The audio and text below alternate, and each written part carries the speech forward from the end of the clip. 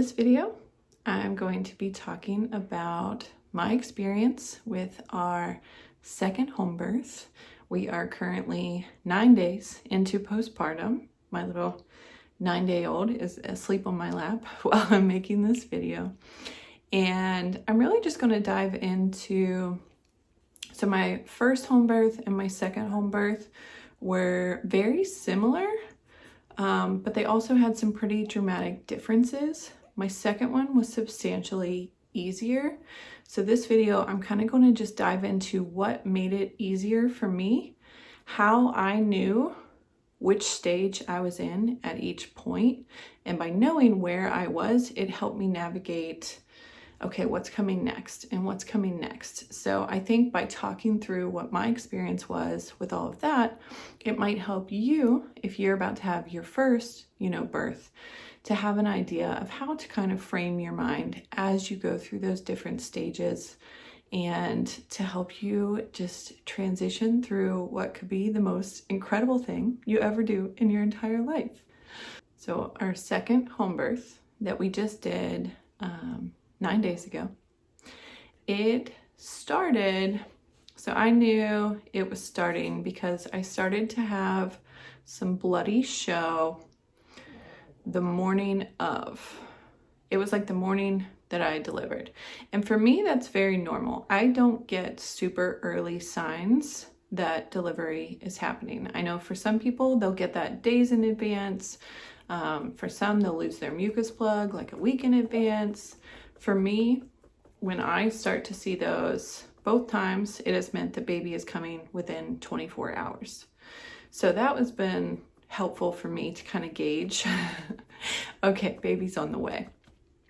So the night before the bloody show happened, I had a few contractions in my sleep, but they were extremely mild. And the only reason why I knew they were contractions instead of the Braxton Hicks, I kind of feel all over my belly, and it's more of just a tightening sensation. My belly will kind of feel like a basketball for a few seconds, and then it will relax a little bit. Whereas the night before I delivered this time, I felt a few contractions, almost crampy-like, in my lower abdomen. And that was the first time I had felt anything in my lower abdomen. So I knew that those were different and that baby was essentially coming sometime soon. The next morning, I didn't have any contractions throughout the whole morning, but I started to have the bloody show. And I think my mucus plug was starting to pass at that time. For me, it's always subtle. It's always kind of drawn out throughout the day. I don't have like one big time where I go to the bathroom and like my whole mucus plug is there. Mine is definitely more, it's more drawn out. So I kind of just notice mucus throughout the day. And it's been that way both times. So I text my midwife that morning and I let her know that things were starting to progress. And sorry, I'm trying to move him to the floor. We're both getting hot. I just let her know. I was like, hey, we're starting to have some bloody show. And I think things are finally moving. At this point, I was 41 weeks. So we were very ready and we were very much expecting like, okay, any day now it's going to happen. So she was already on deck of waiting for my text messages, knowing that I was going to be messaging her somewhat soon. We could have went 42 weeks. I didn't know what he was going to do. I just know he was very patient and was not in a hurry to make big moves. All day, we kind of just did life as normal. The only thing we did different is we did stay close to home. So we like to go out to coffee shops. We like to do little adventures with our family because we have a toddler. So the more we kind of explore, the better she does. So we went to a coffee shop for a while that day. And while we were at the coffee shop, I was having a few contractions, but they were incredibly mild. Like I could feel them, but they were so comfortable and so relaxing, and they were spaced out, like maybe one every 15 minutes. So for me, that's nothing to like fret about. It's just, okay, you know, things are still moving. Baby is definitely making some moves. Just, you know, I wasn't expecting to have baby at the coffee shop or panicking about it. But like I said, that just tells me to stay close to home, to not venture too far, but I like to still do stuff. Later that evening, we made dinner, and the one thing that I really focused on is eating a dinner, and this is going to sound weird, but I was like, I need a dinner that if it comes up later, because I tend to throw up during labor, that it's going to kind of throw up gracefully. I know that sounds weird, but you kind of have to plan for those things. But I wanted to eat, and I wanted to eat good food and a lot of food. So we did like open face burgers, essentially just burger patties, and loaded them up with toppings. We did like avocado, just things that are like fattening, filling, protein, good stuff. And I ate a bunch of it. I'm not afraid to eat before labor. You shouldn't be either. You need energy, you need nutrients. Don't worry about it going through your system. That's part of labor, you know. Personally, I want as much energy as I can possibly get. So that was probably around 4. We did like an early dinner because I could feel things were starting to pick up a little bit, and I wanted to make sure I ate food. So we did our early dinner, and I remember I was texting my midwife at dinner, and I was telling her I was starting to feel contractions. They were still very spaced out, very comfortable, but just keeping her in the loop of this is where we are right now. I'm gonna let you know as things progress. Around 6, I had moved to the couch, and I essentially stayed on the couch from 6 until 7. And I was having pretty regular ones at that point. They were probably about 8 minutes apart, I want to say. And I would still call that early labor, because I could text still. And anytime I'm still texting my midwife, I know that I am not in the thick of it. If I can text, or I answered a phone call during that time, just my cousin, she was coming over to help us with our toddler. I was able to talk to her for a few minutes on the phone. Those things are pretty good signs to me that I'm still in that early phase. And I'll put a picture up. My toddler was so cute. She was like holding my hand as I worked through the different contractions.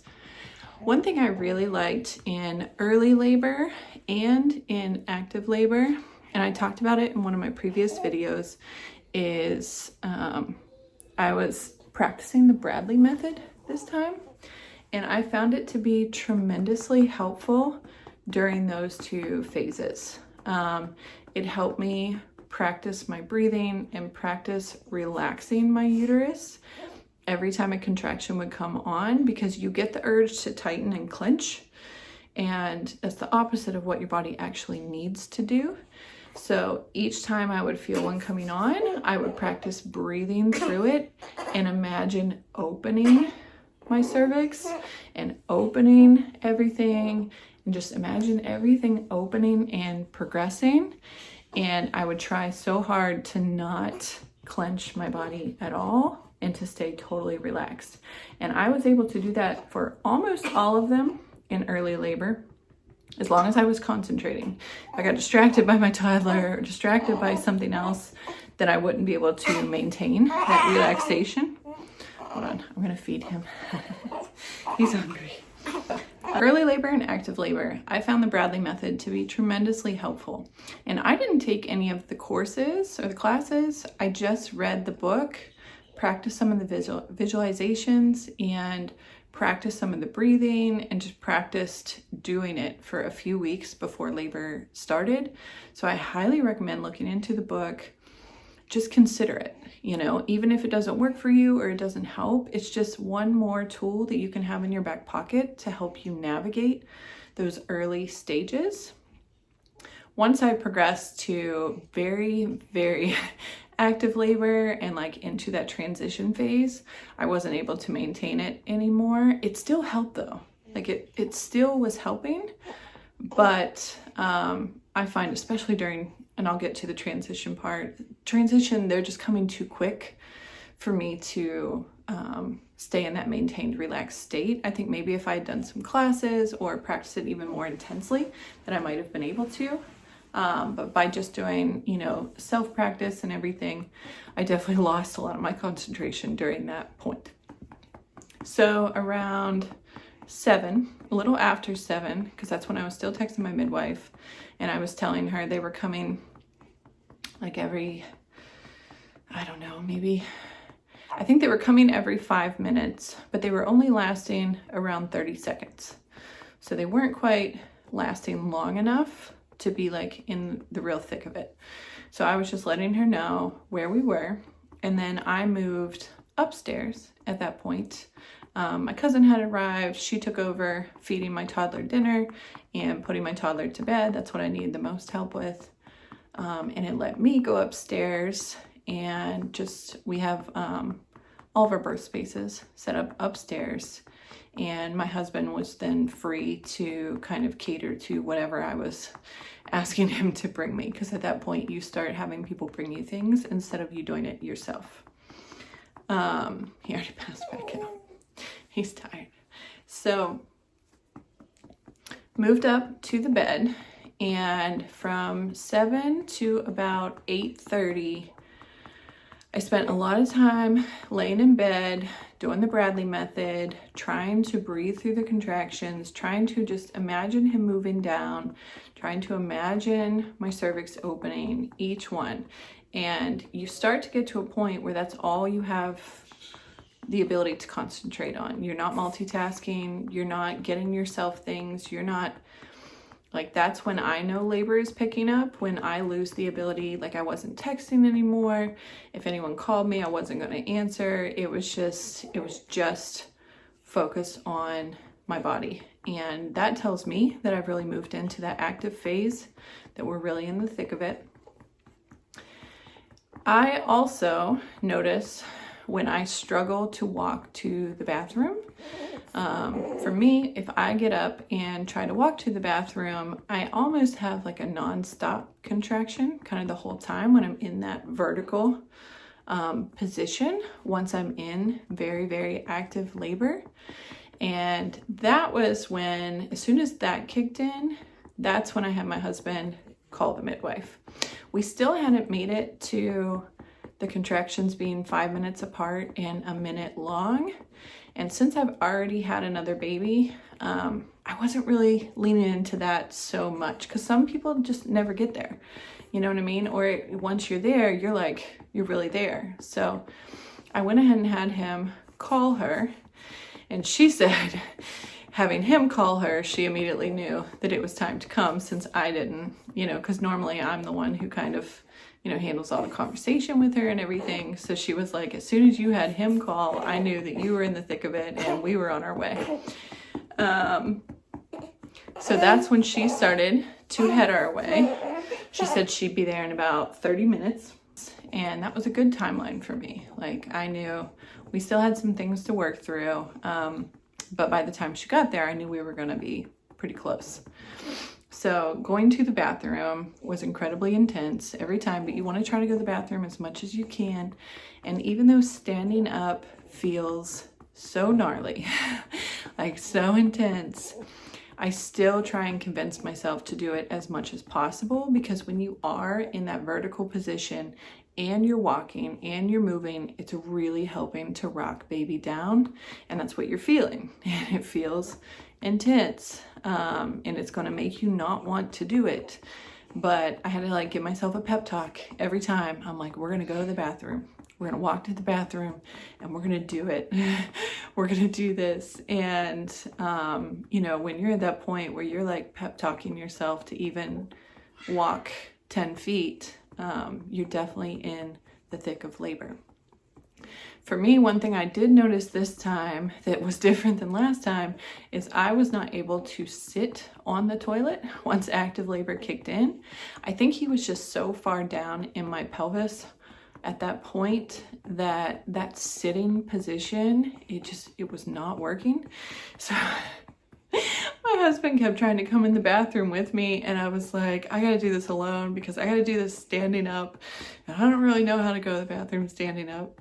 So I kept kicking him out of the bathroom, and I'm literally just like standing over the toilet and trying to get anything that wanted to come out of my body. And then I would walk, waddle back to the bedroom. And it was incredibly intense. I know I like smile through it now, but it was very hard work at this point. And this was probably around like 9:30, maybe getting close to 10. No, still 9:30, because she arrived at 9:45. And by the time she arrived at 9:45, I had made it to the phase where my body likes to really, most people do, I think, but my body really likes to purge everything out of it. Like I said, I planned my dinner around this because I tend to throw up a lot during labor.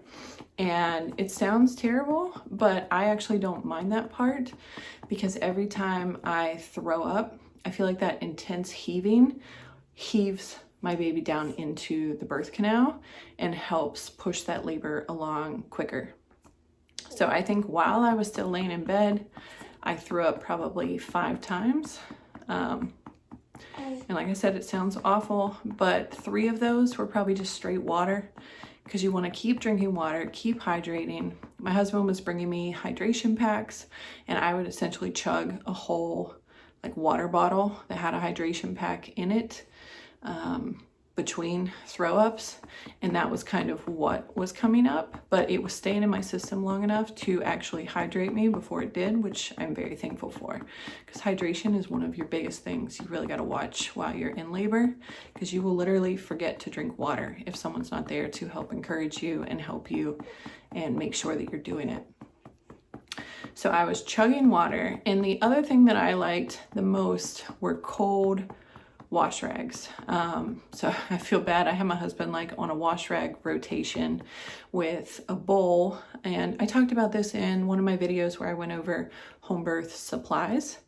Always have a bowl that you can put ice cold water in, that you can dip rags in and wring them out, and or someone else can do it for you and then hand you those rags. Because I had him rotating, like, I don't know how frequently, probably every 2 minutes, I was having him give me a new cold rag.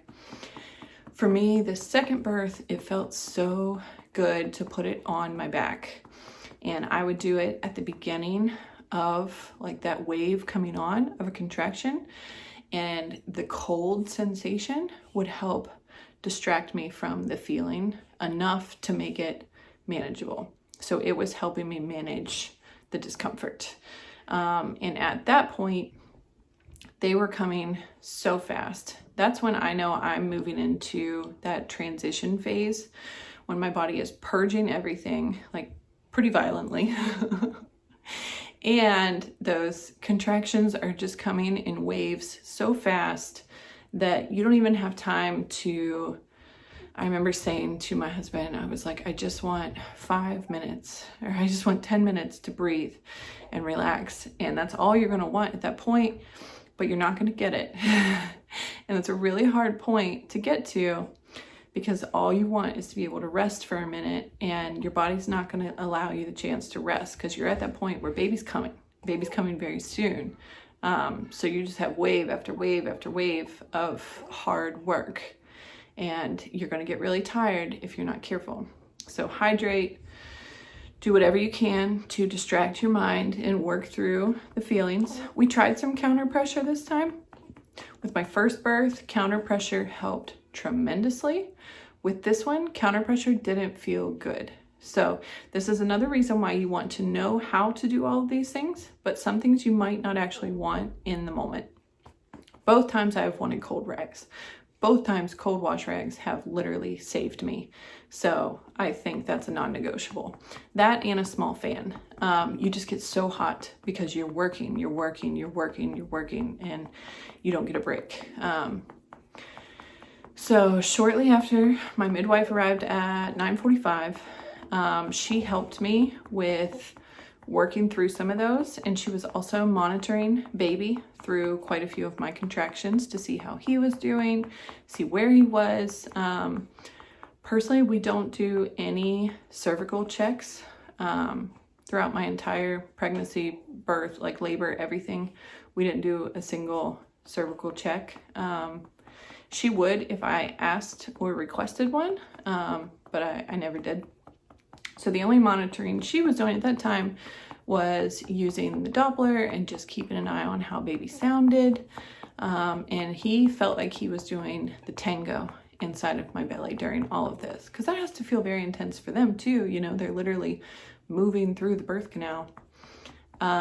So that made it hard for me to relax through each contraction because I've got a little human punching and kicking. So that's why the cold rags helped.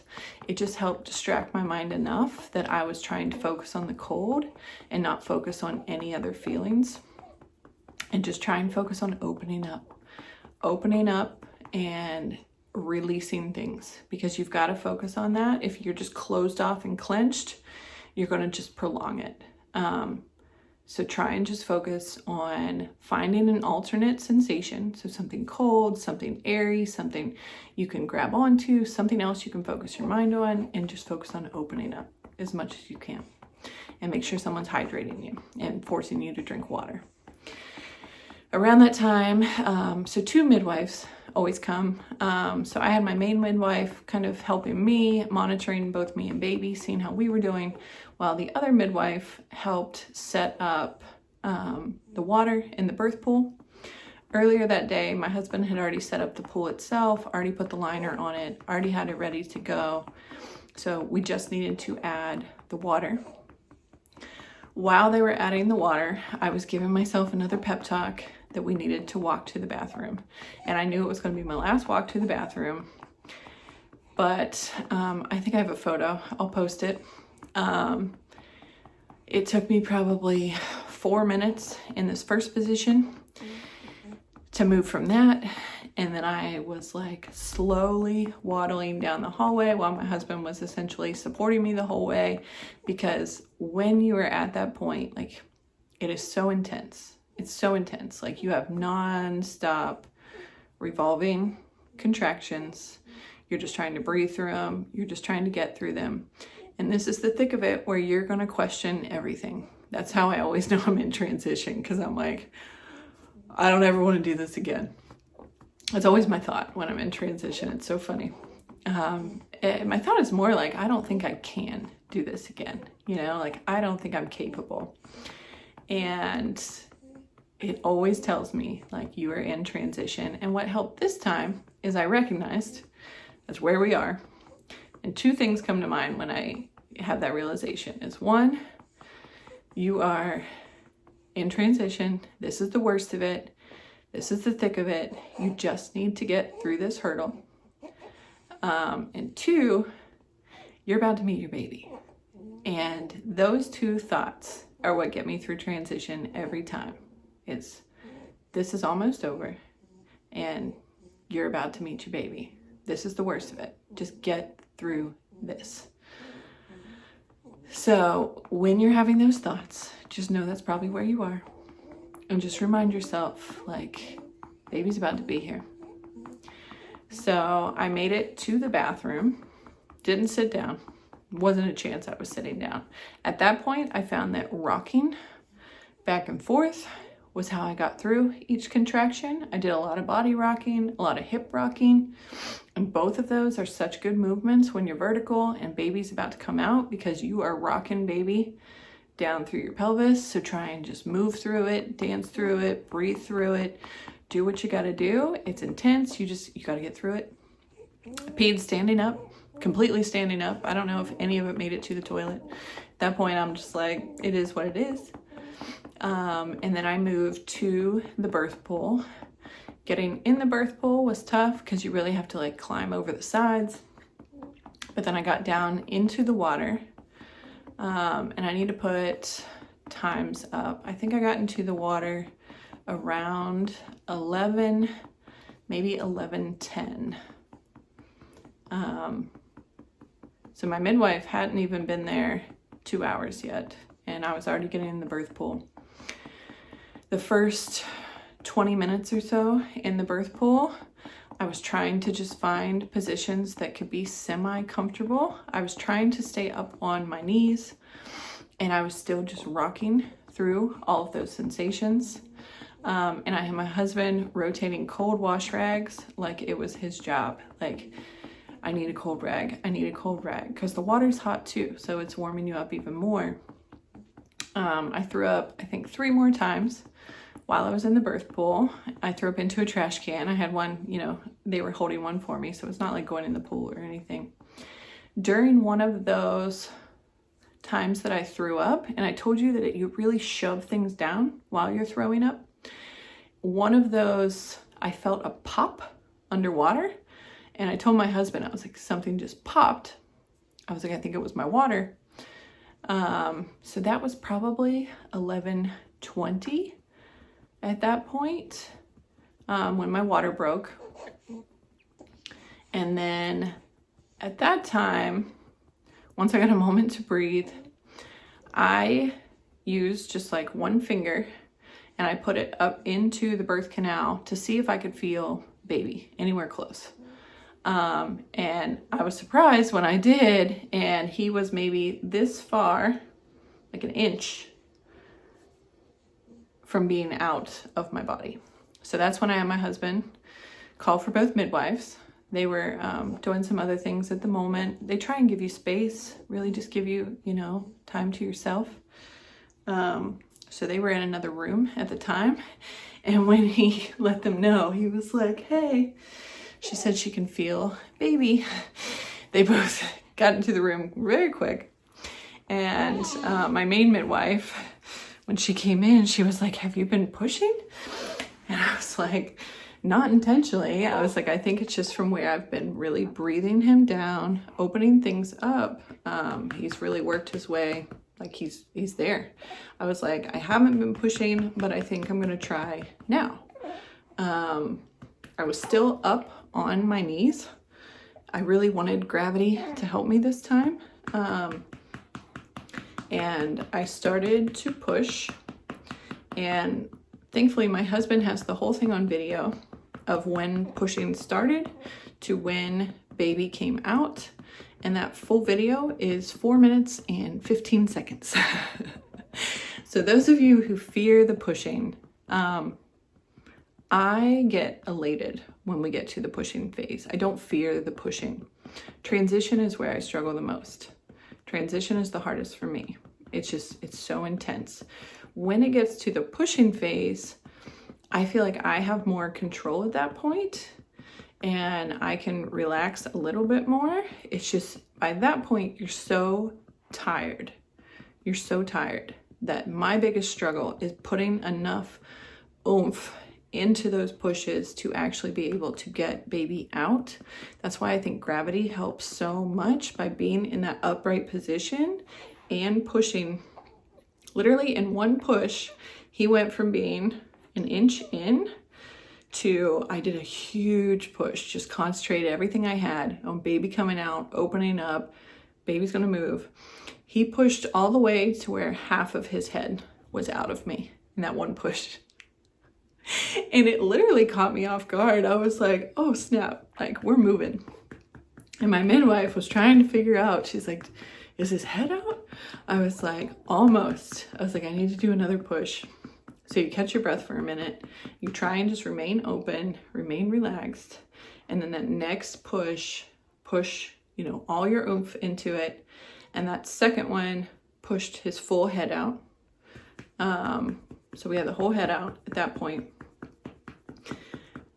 The hardest part for me is getting the body out. It's just one big push you have to do. It's not like you have to work through their whole body. You just have to get their shoulders out, and then whole baby comes. So that just that one big push, it was just hard because I was so dang tired.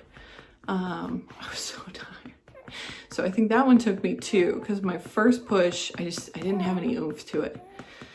So I took a lot of big breaths and really honed in for a second, and then gave it literally such a big push. You can see it in my face.